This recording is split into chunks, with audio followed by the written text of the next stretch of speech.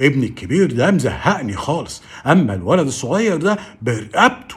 لو انت بتقول الكلام ده او انت بتقولي الكلام ده او انتوا واحد من الولدين دول، فالفيديو ده ليكوا.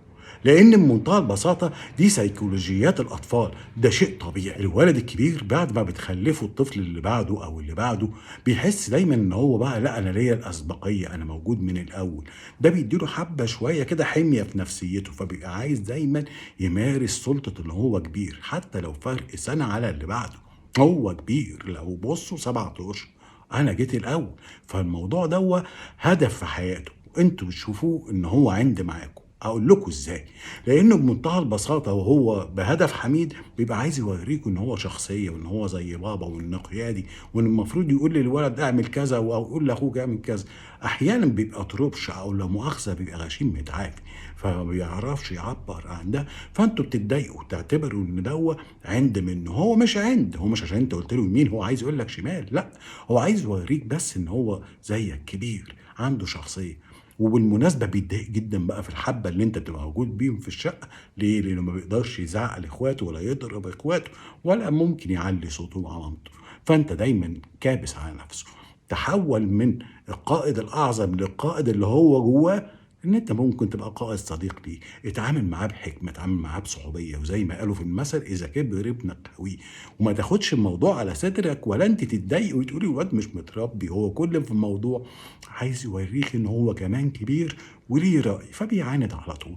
فالموضوع سهل جدا يا جماعه. انتوا امشوا معاه في اللي هو فيه بس، وانتوا ماشيين ابتدوا يلعبوه بقى في دماغه وقولوا له بص ايه رايك لو كنت عملت كده، مش عارف ايه لو كده.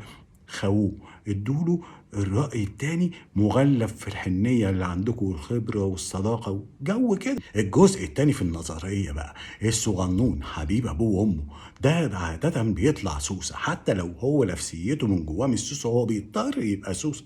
ليه؟ لأنه شايف دايما صدام بين الأب والأم والأخ الكبير، فعلى طول بيتخانقوا قدامه. فهو سوسة بيلقط إيه الأخطاء اللي بيقع فيها أخوه الكبير ويعمل عكسها. التاني ده على طول يقول لك حاضر، بس سوسة بقى ياخدك في 10 بلدي كده وتلاقيه جاي في حنيه وفي هدوء في ناحيه تانيه بيتكلمك. وايه رايك انا كان نفسي اسافر مع اصحابي يا بابا برضه وهاخد بالي من نفسي. تيجي يكلمك بالهدوء والابتسامه اياه. انت ترضخ اللي كان هو عايزه، ما يعملش زي الكبير ويدخل معاك في صدام من الاول، يطوعك وبعدين يجيبك ناحيته. فخلي بالكم وارجوكم، خاووا الكبير هتلاقوه حنين وجميل معاكوا لغايه ما يعدي المراحل السنيه اللي يبتدي يتكون فيها شخصيته وينضج. هتلاقوه في النهايه ده عادي زيه زيكم، ما كانش عندي. لما هيكبر هيفوق. اما بالنسبه للصغير فخلي عينك عليه لحسن يفلت يمين ولا شمال ما تضمنوش، ده دايما بيبقى سوسه. وربنا يخلي لكم عيالكم. سلام عليكم، تتمسوا بالعافيه.